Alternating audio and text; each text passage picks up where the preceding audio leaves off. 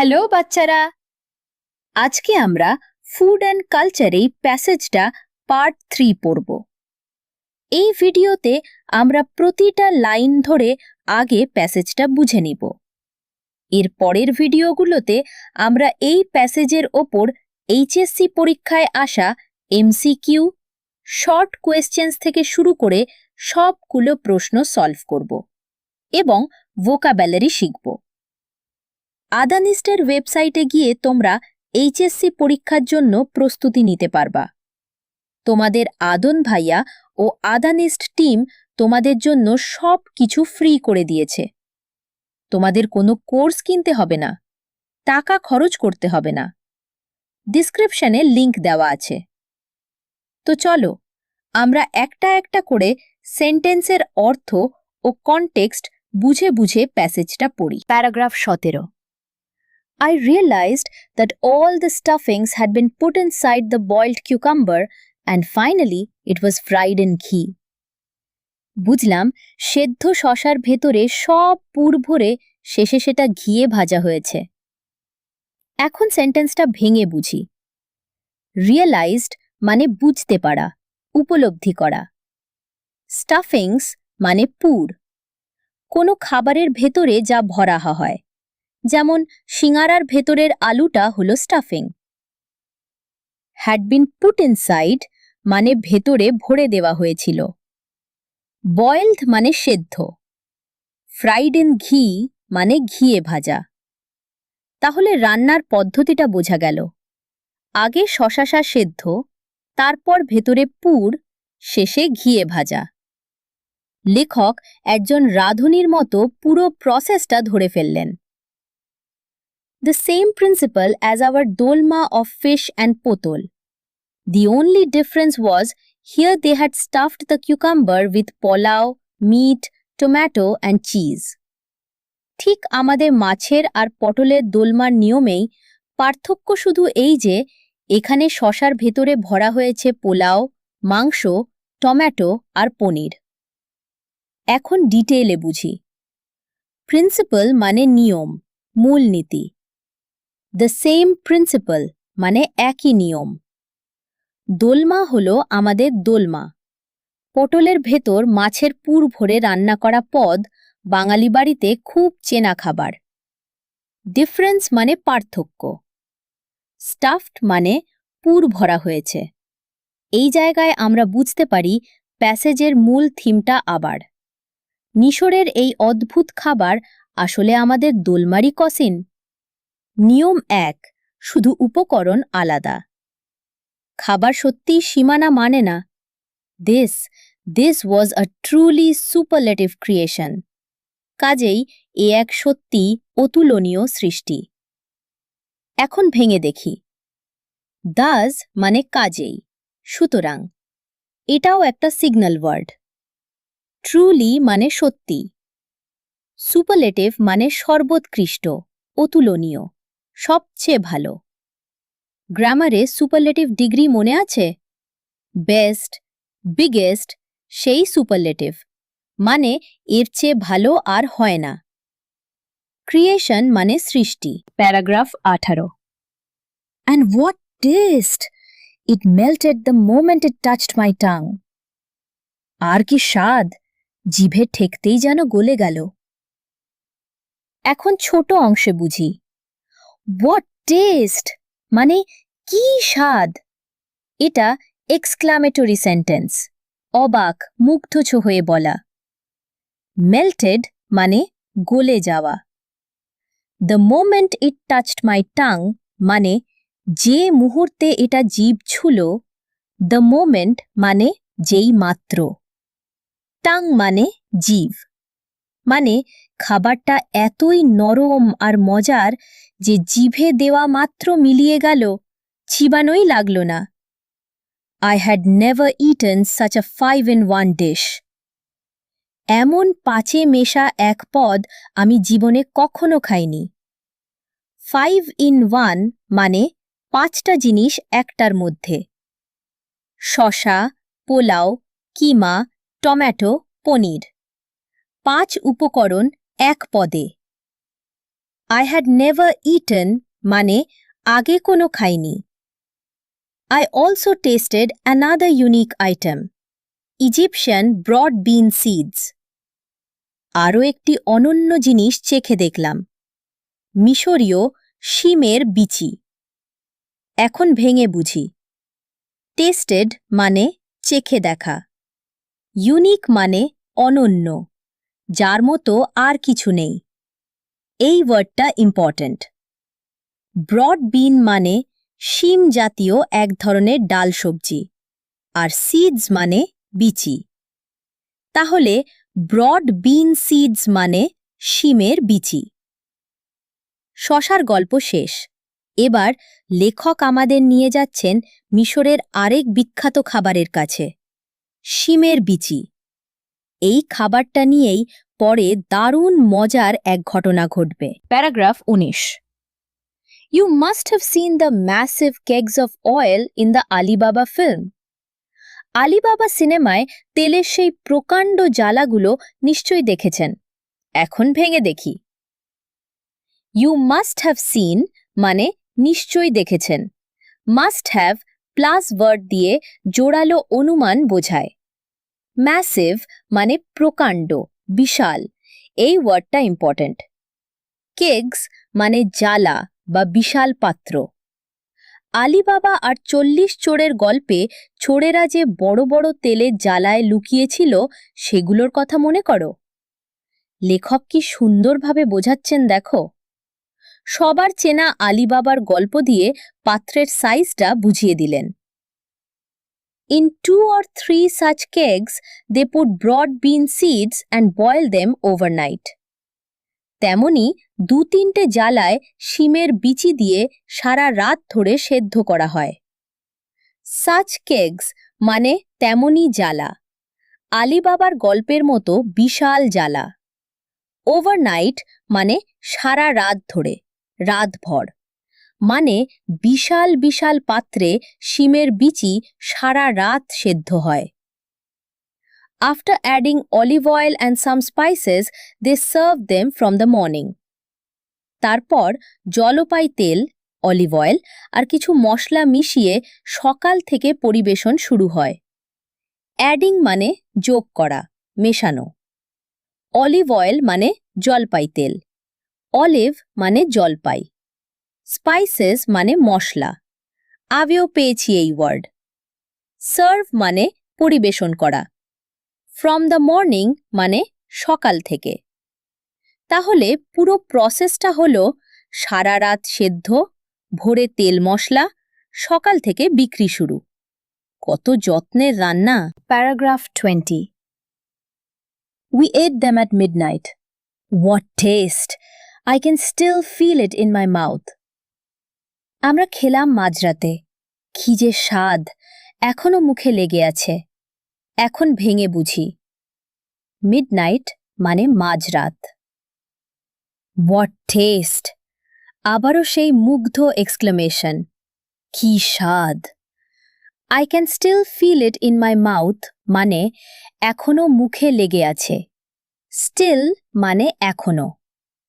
খেয়াল করো, লেখক এই ভ্রমণ কাহিনী লিখছেন ঘটনার অনেক পরে, তবু সেই স্বাদ ভুলতে পারেননি। Our pumpkin seeds are no match for this delicacy. আমাদের কুমড়োর বিচি এই উপাদেয় জিনিসের কাছে কিছুই না। পাম্পকিন মানে কুমড়ো, তাই পাম্পকিন সিডস মানে কুমড়োর বিচি।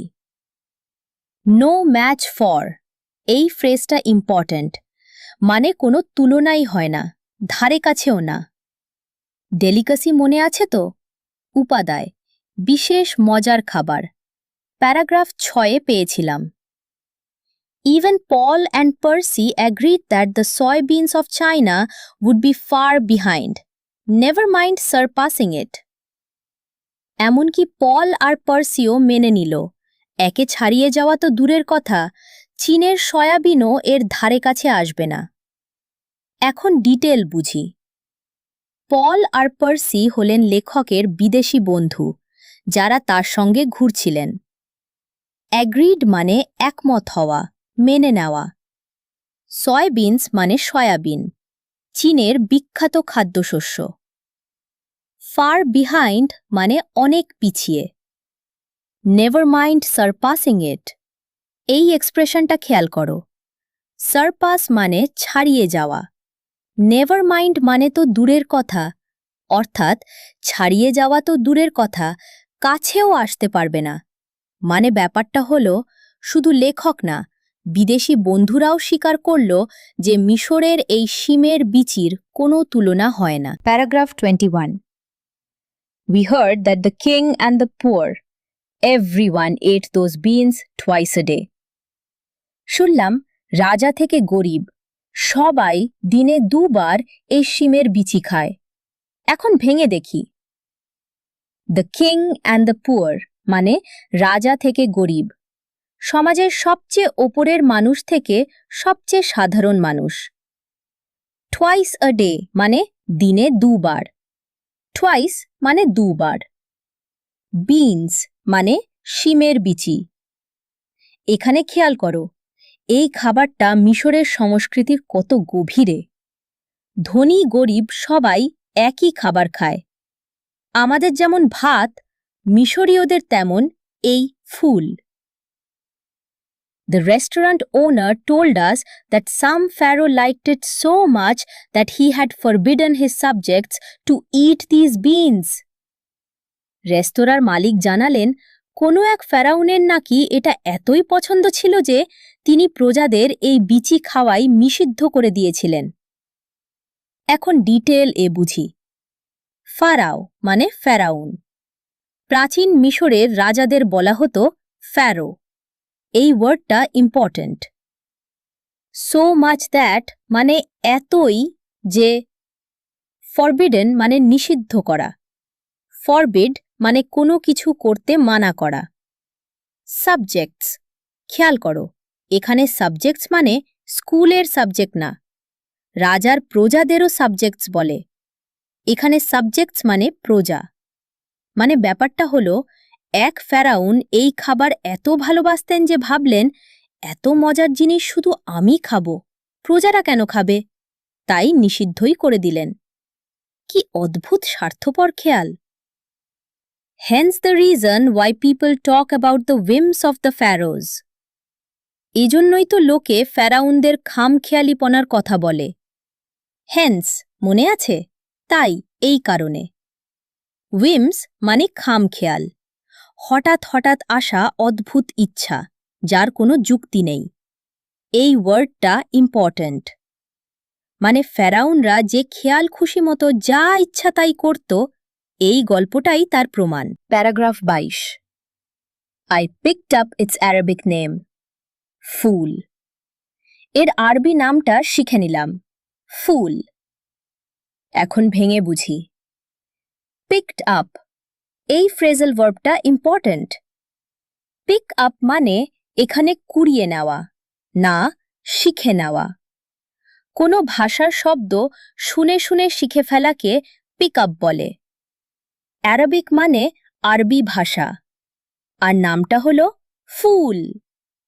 এখানে খেয়াল করো, ইংরেজিতে ফুল মানে বোকা, কিন্তু আরবিতে ফুল মানে এই শিমের বিচির খাবার। একই শব্দ দুই ভাষায় দুই মানে। এখান থেকেই মজার ঘটনাটা ঘটবে। The following is an incident from the following morning, but as it is related to this item, I will narrate it here. পরের ঘটনাটা আসলে পরদিন সকালের, কিন্তু যেহেতু এই খাবারের সঙ্গেই সম্পর্কিত তাই এখানেই বলে ফেলি। ইনসিডেন্ট মানে ঘটনা, দ্য ফলোয়িং মর্নিং মানে পরদিন সকাল, ফলোয়িং মানে পরবর্তী, রিলেটেড টু মানে সম্পর্কিত, ন্যারেট মানে বর্ণনা করা, গল্প বলা। এই ওয়ার্ডটা ইম্পর্ট্যান্ট। লেখক বলছেন ঘটনাটা যদিও পরদিন সকালের, কিন্তু যেহেতু ফুল নিয়েই তাই এখানেই বলে দিচ্ছি। গল্প বলার এই কায়দাটাই মুস্তাবা আলীর বিশেষত্ব। Paragraph 23। dozens of nationalities like the French, the Greeks, the Italians, the English lived in Cairo. কায়রোয় বাস করত ফরাসি, গ্রিক, ইতালীয়, ইংরেজ সহ ডজনখানেক জাতির মানুষ। এখন ভেঙে বুঝি। ডজনস অফ মানে ডজনখানেক, অনেকগুলো। ডজন মানে 12টা, আর ডজনস অফ মানে বহু। ন্যাশনালিটিজ মানে জাতি বা জাতীয়তা।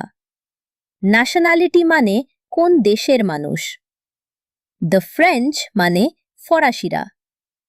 দ্য গ্রিকস মানে গ্রিকরা।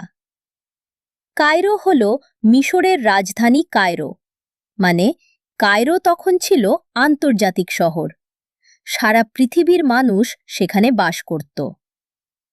So the city was adorned with signage in languages from around the world. তাই শহরটা সেজেছিল পৃথিবীর নানা ভাষার সাইনবোর্ডে। এখন ছোট অংশে বুঝি। adorned with মানে সাজানো ছিল। adorn মানে সাজানো, শোভিত করা। এই ওয়ার্ডটা ইম্পর্ট্যান্ট। সাইনেজ মানে সাইনবোর্ড, দোকানের নাম ফলক। ফ্রম অ্যারাউন্ড দ্য ওয়ার্ল্ড মানে সারা পৃথিবীর। যেহেতু এত জাতির মানুষ, তাই দোকানের সাইনবোর্ডও নানা ভাষায়। ফরাসি, গ্রিক, ইংরেজি, আরবি সব মিলেমিশে। The following morning, when we were exploring the nooks and crannies of the city, I came across a signboard that said, Fool's Restaurant. পরদিন সকালে শহরের অলিগলি ঘুরে দেখার সময় একটা সাইনবোর্ডে চোখ পড়ল। তাতে লেখা ফুলস রেস্টুরেন্ট। এখন ডিটেলে বুঝি। এক্সপ্লোরিং মানে ঘুরে ঘুরে দেখা, অনুসন্ধান করা। এক্সপ্লোর এই ওয়ার্ডটা ইম্পর্ট্যান্ট। নুকস অ্যান্ড ক্র্যানিজ, এটা একটা সুন্দর ইডিয়ম, মানে অলিগলি, আনাচকানাচ, শহরের ছোট ছোট গলি আর কোণা। কেম অ্যাক্রস মানে হঠাৎ চোখে পড়া, দৈবাত পেয়ে যাওয়া। এই ফ্রেজাল ভার্বটা পরীক্ষার জন্য খুব ইম্পর্ট্যান্ট। সাইনবোর্ড মানে সাইনবোর্ড, আর সাইনবোর্ডে লেখা কি? Fools restaurant. ইংরেজি জানা যে কেউ পড়বে। বোকার রেস্তোরাঁ। Paragraph 24. Paul, Percy and I noticed it together. Paul, Percy আর আমি একসঙ্গেই সেটা লক্ষ্য করলাম। নোটিসড মানে লক্ষ্য করা, খেয়াল করা। টুগেদার মানে একসঙ্গে। 3 বন্ধু একই মুহূর্তে সাইনবোর্ডটা দেখলেন। We were lost for words and finally we burst out laughing. প্রথমে কথাই হারিয়ে ফেললাম, তারপর হো হো করে হেসে উঠলাম। এখন ভেঙে দেখি। লস্ট ফর ওয়ার্ডস, এটা একটা চমৎকার ইডিয়াম, মানে কথা হারিয়ে ফেলা। এতটাই অবাক যে কি বলবে বুঝতে না পারা। বার্স্ট আউট লাফিং আর একটা ইম্পর্ট্যান্ট ইডিয়াম। বার্স্ট মানে ফেটে পড়া, তাই বার্স্ট আউট লাফিং মানে হো হো করে হেসে ফেটে পড়ারা, হাসি আর চেপে রাখতে না পারা। A restaurant for stupid people? What did it really mean? বোকাদের জন্য রেস্তোরাঁ, এর মানেটা আসলে কি? স্টুপিড মানে বোকা, ইংরেজিতে ফুল মানে বোকা মানুষ, তাই তাদের কাছে মনে হলো এটা বোকাদের রেস্তোরাঁ। ভাবো তো, রাস্তায় হাঁটতে হাঁটতে যদি দেখো কোনো দোকানের নাম বোকার হোটেল, তুমিও হেসে ফেলতে না? Paragraph 25. At that point, I suddenly remembered the word fool had been used in Arabic for the broad bean dish. তখনই হঠাৎ মনে পড়ল, আরবিতে ফুল শব্দটা তো ওই শিমের বিচির পত্তার জন্যই ব্যবহৃত হয়। এখন ভেঙে বুঝি। সাডেনলি মানে হঠাৎ, রিমেম্বার্ড মানে মনে পড়া। The word fool had been used in Arabic মানে ফুল শব্দটা আরবিতে ব্যবহৃত হয়। দ্য ব্রড বিন ডিশ মানে সেই শিমের বিচির পদ, আদের রাতেই যেটা খেয়ে লেখক মুগ্ধ হয়েছিলেন। Not meaning stupid people, it meant this shopkeeper sold broad bean seeds. বোকা মানুষ অর্থে নয়, এর মানে এই দোকানি শিমের বিচি বিক্রি করে। শপকিপার মানে দোকানি, দোকানের মালিক। সোল্ড মানে বিক্রি করত, সেল এর পাস্ট ফর্ম। তাহলে রহস্য সমাধান। ফুলস রেস্টুরেন্ট মানে বোকাদের রেস্তোরাঁ না, ফুল অর্থাৎ শিমের বিচির রেস্তোরাঁ। একই শব্দ, ইংরেজিতে এক মানে, আরবিতে আরেক মানে। ভাষার এই মজাটাই লেখক আমাদের দেখাচ্ছেন। প্যাসেজের নাম যে ফুড অ্যান্ড কালচার, খাবারের সঙ্গে ভাষা আর সংস্কৃতিও যে জড়িয়ে থাকে, এই ঘটনাটাই তার সবচেয়ে বড় প্রমাণ। The three of us peeped inside the shop to see that all the customers had a plate of fool in front of them. আমরা তিনজন দোকানের ভেতরে উকি দিয়ে দেখলাম সব খদ্দেরের সামনেই এক প্লেট করে ফুল রাখা। এখন শেষ সেন্টেন্সটা ভেঙে বুঝি। পিপড মানে উকি দেওয়া। মনে আছে প্যারাগ্রাফ 12তে পিকিং পেয়েছিলাম, একই ওয়ার্ড। কাস্টমার্স মানে খদ্দের, ক্রেতা। ইন ফ্রন্ট অফ দেম মানে তাদের সামনে, মানে ভেতরে উকি দিয়ে দেখা গেল সত্যি সব খদ্দেরের সামনে এক প্লেট করে ফুল। সন্দেহ দূর, এটা শিমের বিচিরি দোকান। এই মজার ভুল বোঝাবুঝি দিয়েই প্যাসেজটা শেষ হল। খাবার, ভাষা আর সংস্কৃতি কিভাবে মিলেমিশে যায়। মুজতবা আলী হাসতে হাসতে সেটাই আমাদের শিখিয়ে দিলেন। পরের ভিডিওতে আমরা এই প্যাসেজের important vocabulary, MCQ and short question solve করব। প্র্যাকটিস করার জন্য আদানিস্টের ওয়েবসাইটে চলে যাবে। ডিসক্রিপশনে লিংক দেওয়া আছে।